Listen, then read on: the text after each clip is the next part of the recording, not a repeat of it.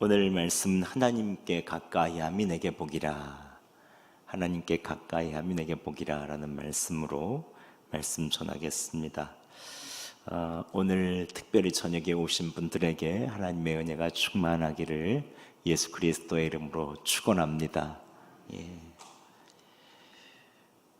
우리가 삶을 살다가 보면은 한 번씩 부딪히는 문제가 있습니다. 그것은 바로 무기력의 문제죠.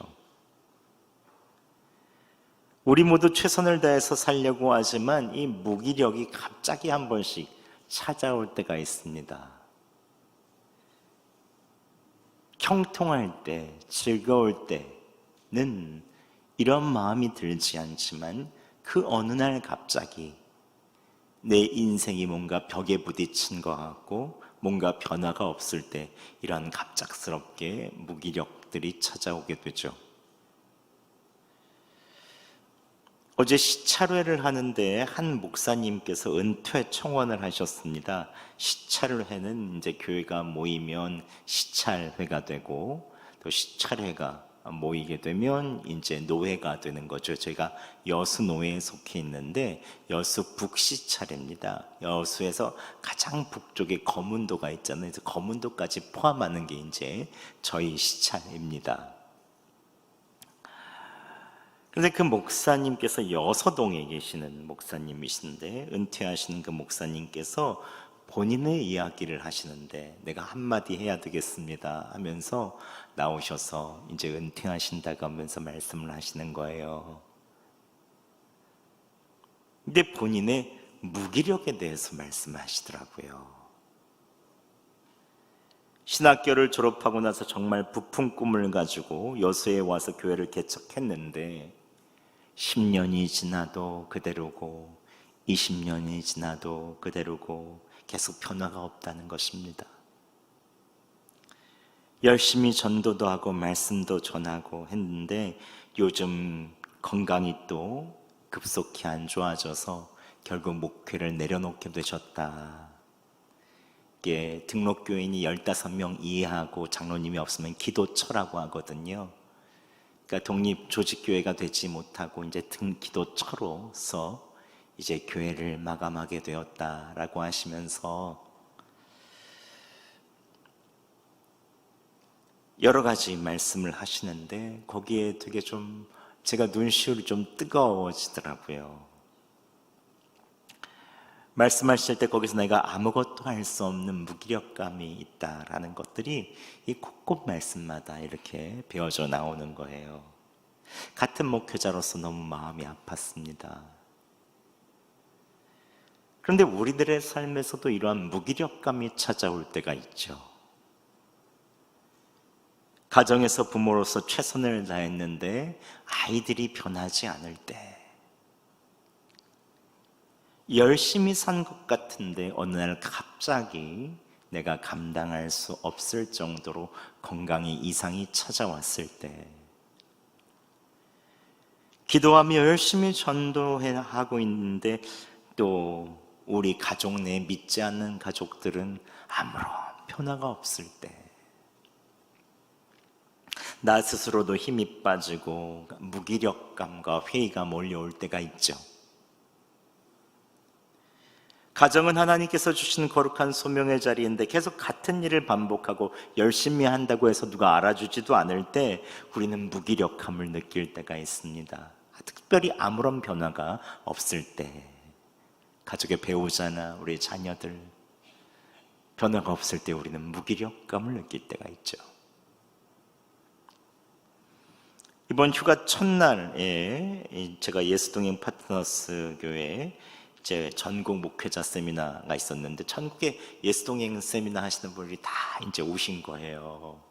뭐 조금 개척교회도 있으시고 뭐 우리 여러 가지 교회 형태들이 많으세요. 다 예수님 바라보고 목회하려고 오신 거죠. 근데 거기에서 나눈 주제 중에 하나도 바로 무기력이었어요. 목사님들과 함께 조별 모임에서 상황들을 나누는데 다 녹록치가 않은 거예요, 상황이. 상가에서 교회 개척을 하는 분이건 도시에서 목회를 하는 분이건 저기 어촌에서 멀리 목회를 하시건 열심히 설교가 가르치는데 성도들의 삶은 변하지 않는 것 같다는 거예요. 기도하고 양육하고 열심을 다하는데 열매가 보이지 않는 것 같을 때 스스로 힘이 빠지고 내가 정말로 제대로 하고 있나라고 같은 그런 무기력감이 몰려온다는 거죠. 매일 설교는 계속 해나가야 되고 목회는 목회대로 해야 되고 신방은 신방대로 해야 되는데 육체적으로 영적으로 계속 퍼주다 보니 이게 그만두어야 될 때가 됐나 고갈된다는 것이죠. 우리는 모두 생활 속에서, 삶 속에서, 또 신앙생활 가운데서 이런 무기력을 경험하게 됩니다. 어떨 때는 이런 무기력감이 찾아오면 기도도 잘 안 되고 말씀도 잘 눈에 들어오지 않고 아무것도 하고 싶지가 않죠. 그냥 답답하기만 한 거죠. 어떻게 하면 이런 무기력감을 이겨낼 수 있을까? 어디서부터 해결해야 될지 모를 때 다 꼬여있는 것 같아서 뭔가 해결되어지는 것 같지가 않을 때, 내 안에 힘도 남아있지 않을 때 어떻게 이런 무기력감에서 무기력감을 해결해야 할까? 오늘 본문 시편 73편에 있는 아삽이신데요, 아삽은 오늘 신앙의 길에서 영적 무기력을 경험했다고 말합니다. 아삽은 레위 지파 출신으로 성전에서 찬양하는 일을 맡았던 사람이죠. 오늘날로 말하면 찬양대 지휘자나 아니면 찬양 인도자를 말해요. 얼마나 하나님 경외하고 열심히 살면서 경건한 삶을 유지하려고 했을까요? 그런데 아삽이 주변을 보면 악한 사람이 너무 형통한 거예요. 오만한 사람이 너무 잘 되는 거예요. 하나님 앞에서 열심히 살려고 하고 거룩하게 살려고 하는 자기는 점점 더 어려움이 많아지고 오히려 나쁘게 하고 함부로 하는 사람들은 죽을 때 때깔도 좋은 거예요.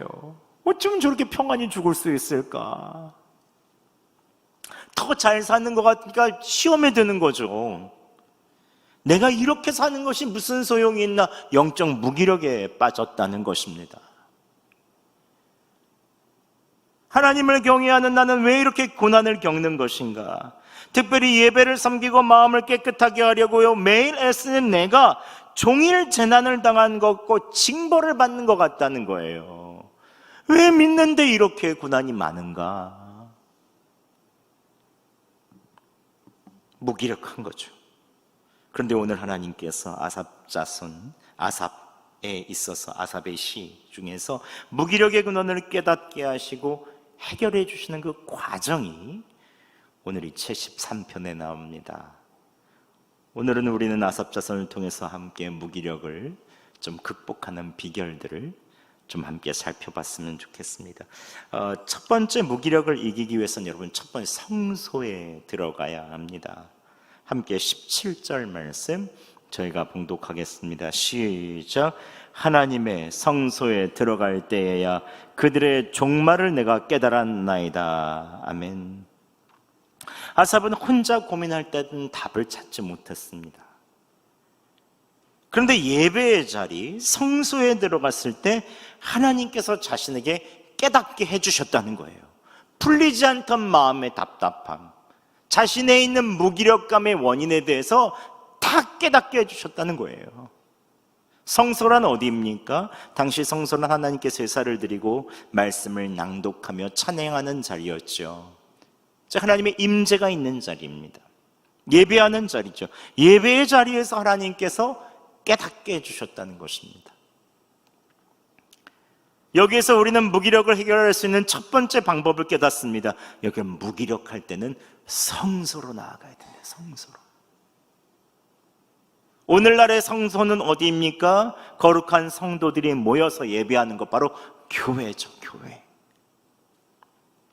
공동체에서 함께 예배하는 자리로 가야 성령 하나님께서 주시는 특별한 깨달음이 있다는 것입니다. 무기력에서 벗어날 수 있는 특별한 깨달음, 아하 그렇구나 라고 하는 것을 딱 깨달을 수 있다는 거죠. 추운 겨울에 한 청년이 유명한 설교자인 스펄전 목사님께 찾아와 질문했습니다. 목사님, 왜 교회에 가야 됩니까?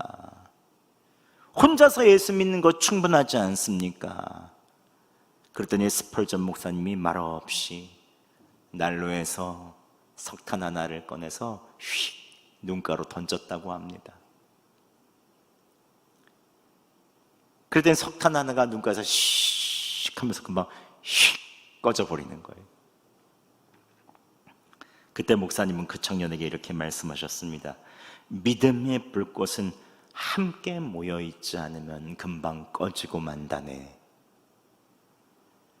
그러나 함께 모이면 활활 타올라 세상을 따뜻하게 하는 난로가 된다네.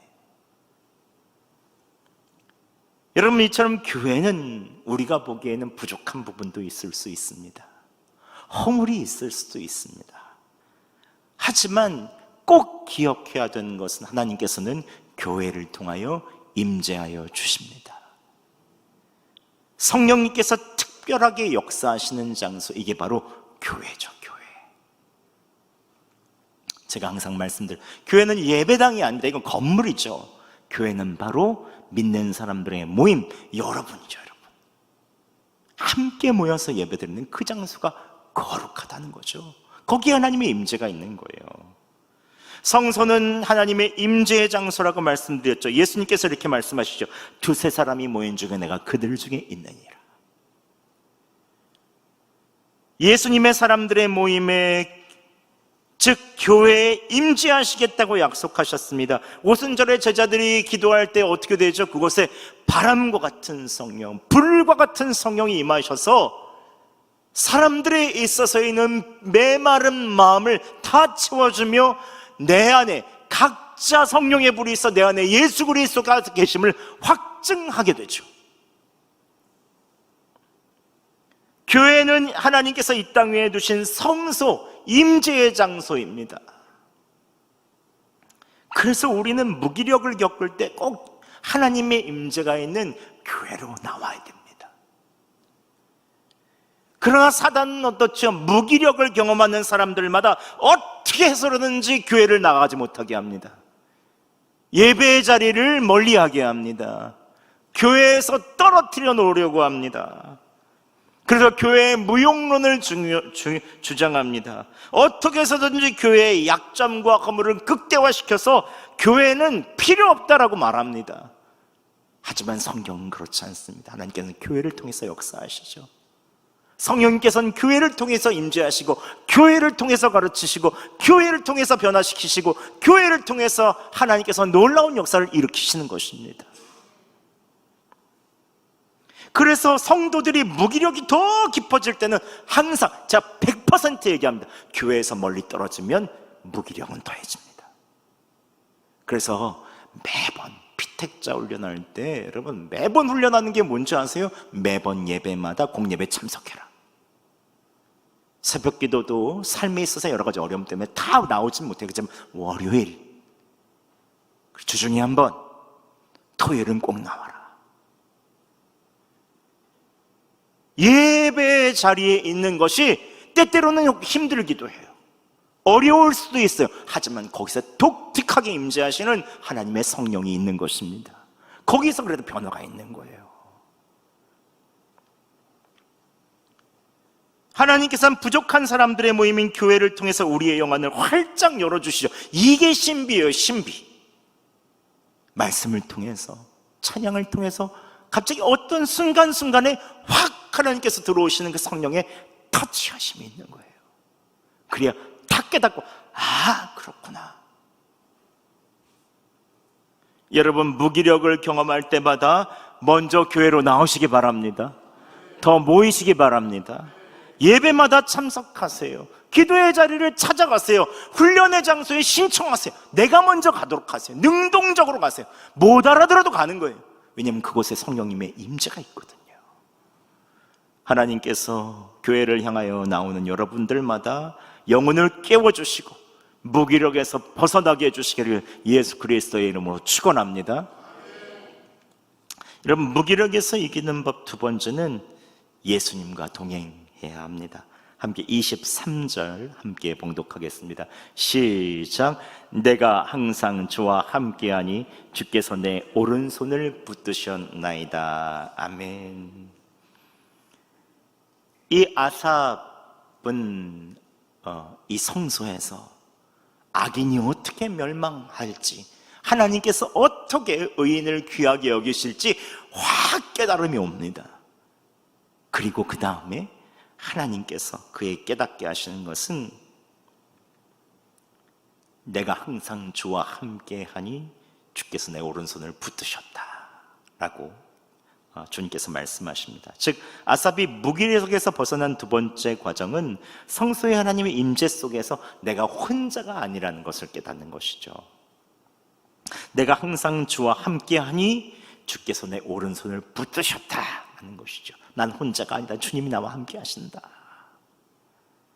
그런데 여러분 곰곰이 생각해 보면 주님이 나와 함께 하신다는 것을 깨닫는다는 것은 내가 주님을 붙잡는 게 아니라 주님이 오래전부터 나를 붙잡고 계셨다는 것을 깨닫게 되는 것입니다.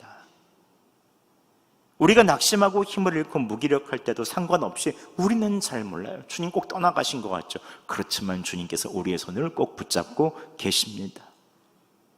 예수님께서 말씀하신 요한복음 15장은 포도나무와 가지의 비유로 이것을 아주 잘 설명해 주고 있죠. 함께 요한복음 15장 5절 말씀 저희가 함께 봉독하겠습니다. 시작. 나는 포도나무요 너희는 가지라. 그가 내 안에 내가 그 안에 거하면 사람이 열매를 많이 맺나니 너를 떠나서는 너희가 아무것도 할 수 없음이라. 아멘.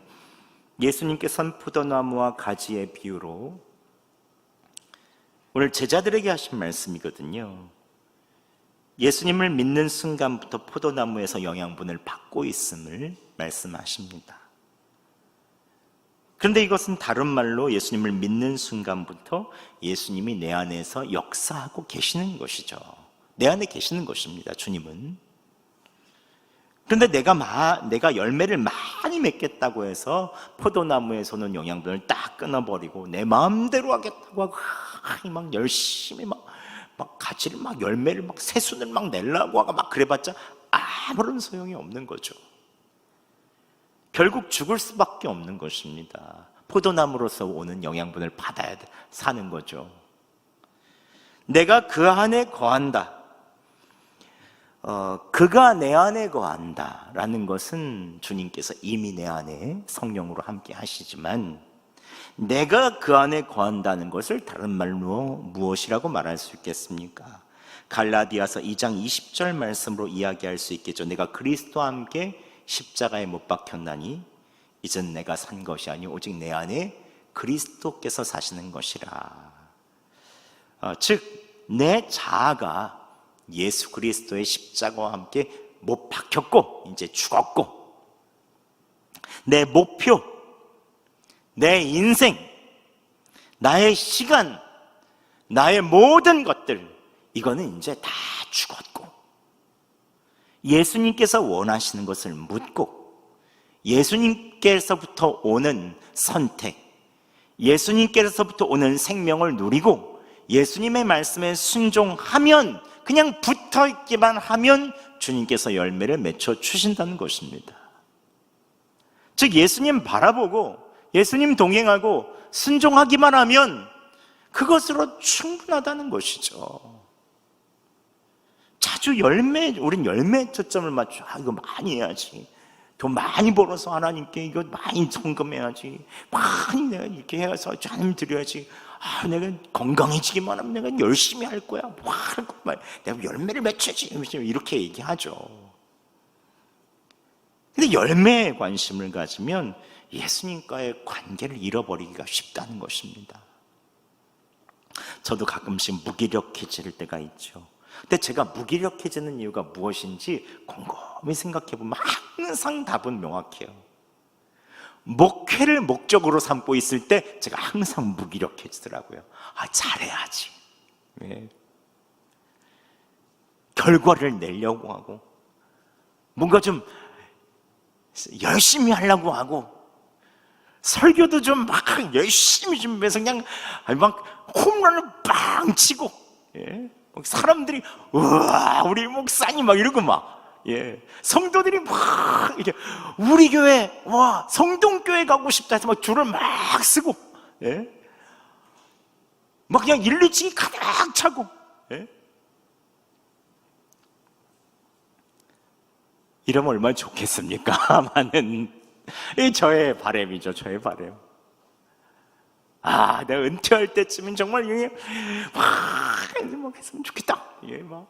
예. 저기 한화 샥 없어지고 아파트 단지 샥 생겨서 다 일로 왔으면 좋겠다. 막 별 생각을 다 하죠. 별 생각을 다 해요. 예. 우리 교회가 여기까지 올라와 있어. 이 참. 예. 인구가 저쪽에 많이 들면 많이 되겠다. 별 생각을 다 합니다. 별 생각을 다 해요. 예. 자꾸 목회를 목적으로 삼고 열매를 내려고 하고 결과를 내려고 하고 뭔가 해내야 된다고 생각하면 조바심이 들거든요. 다른 교회와 비교하거든요. 저 교회는 이렇다고 저 교회는 이렇다고 그러고 우리도 그거 할까? 이거 할까? 예. 유혹이 올 때마다 미치겠어요. 아주 저 교회는 저걸로 성장이다. 저 목사님은 카리스마가 있다는데 저거 뭐 이랬다는데, 아이고 얼마나 또 많이 얘기를 해주시는지. 저한테 책도 읽어보시라고 해주시고, 전 너무 좋습니다 사실. 근데 시간이 지나도 보일 만한 성과가 없을 때 분명히 그럴 수 있거든요. 주님께서 두시는 기간이 있습니다. 가지를, 여러분 좋은 열매를 내면 가지를 다 이게 몇 가지만 남겨놔야 되거든요. 다 가지를 잘라내야 될 때가 있습니다. 그럼 무기력에 빠지거든요. 내가 뭔가를 해내야 되는 착각에서 무기력에 빠지기가 쉽습니다. 그런데 내 모든 것을 내려놓고 내 안에 계신 예수님 귀하게 여기고 그 주님 바라보고 순종하기만 하면 예수님께서 주신 생명력이 자연히 밀려들게 되고 하나님께서 나를 높여주시는 것입니다. 예수님과 연결되면 열매는 자연스럽게 맺혀지게 되죠. 우리는 그냥 순종만 하고 매일마다 주님께 묻고 나아가기만 하면 되는 것이죠. 여러분 너무 많은 것을 하려고 하지 마세요. 그럼 지칩니다. 가지가 나무에 붙어 있어서 열매를 맺듯 예수님께 붙어 있으시기 바랍니다. 그러면 예수님께서 여러분의 삶에 열매를 주렁주렁 맺혀 주실 것입니다. 마지막으로 우리의 무기력을 이기는 법은, 마지막으로 하나님께 가까이함이 내게 복임을 결론으로 삼으셔야 합니다. 25절과 28절, 우리 먼저 25절 말씀 봉독하겠습니다. 시작. 하늘에서는 주 외에 누가 내게 있으리요? 땅에서는 주밖에 내가 사모할 리 없나이다. 28절 봉독하겠습니다. 하나님께 가까이함이 내게 복이라. 내가 주 여호와를 나의 피난처로 삼아 주의 모든 행적을 전파하리이다. 아멘. 오늘 아삽의 결론은 명확했습니다. 가장 큰 복은 하나님과 가까이함이라. 하늘에서도 땅에서도 오직 주 외에는 없다라는 것입니다. 악인이 잘 사는 이유를 알 필요도 없습니다. 다른 사람과 비교할 필요도 없습니다. 그냥 주님과 가까이 하면 자연스럽게 깨달아질 것이고 주님이 인도하여 주실 것입니다. 그는 오직 하나님께 가까이 하는 것이 내게 복이라고 고백합니다. 그리고 주님의 행적을 전파하겠다는 거죠. 주님의 도를 전파하고 주님을 찬양하겠다는 것입니다. 주변에 주님 정말로 좋으신 분이야. 나를 이렇게 하셨어. 여러분 참다운 복은 하나님 당신을 가까이 하고 매일 그분을 찬양하고 간증하는 것이죠.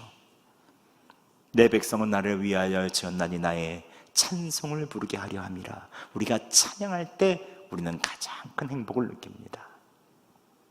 세상 사람들의 성공이나 편안함은 일시적입니다. 하지만 하나님과 가까이 하는 복은 영원함을 믿으시기 바랍니다. 우리가 죽고 나서도 그 하나님과 함께하면 영원히 지속됩니다.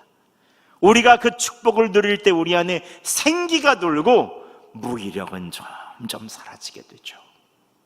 무기력은 우리의 목적인 하나님을 잃어버릴 때 옵니다. 우리의 목적인 예수 그리스도, 그분이 우리에게 가까이 있을 때 그것으로 우리는 충분하죠. 그것으로 우리는 만족할 수 있습니다. 오늘 여러분 말씀을 맺겠습니다. 무기력은 누구에게나 찾아올 수 있습니다. 그러나 오늘 하나님께서 아삽을 통해 명확히 말씀하십니다. 무기력에 빠질 때 먼저 교회로 달려나가시기 바랍니다. 교회를 멀리하라는 사단의 이야기를 듣지 마세요. 예배의 자리, 기도의 자리, 믿음의 사람이 함께 모여서 기도하는 자리, 함께 모여서 예수님의 이야기를 하는 자리로 나아가세요. 그리고 예수님과 동행하세요. 주님은 붙잡아 주시며 우리를 떠나지 않으시는 분이십니다. 마지막으로 예수님과 가까이함이 복임을 결론으로 삼으세요. 내 안에 계시는 예수님 바라보며 함께할 때 무기력은 사라지고 생기가 가득함을 믿으시기 바랍니다. 오늘도 함께 아삽처럼 이렇게 고백하겠습니다. 따라하겠습니다. 하나님께 가까이함이 내게 복이라. 하나님께 가까이함이 내게 복이라. 예, 우리 옆 사람에게 2사람 이상 선포해 주시기 바랍니다. 하나님께 가까이함이 내게 복이라. 예, 됐습니다. 예, 이 밤에 무기력은 다 떠나가고 하나님의 생기가 여러분에게 가득하시기 바랍니다.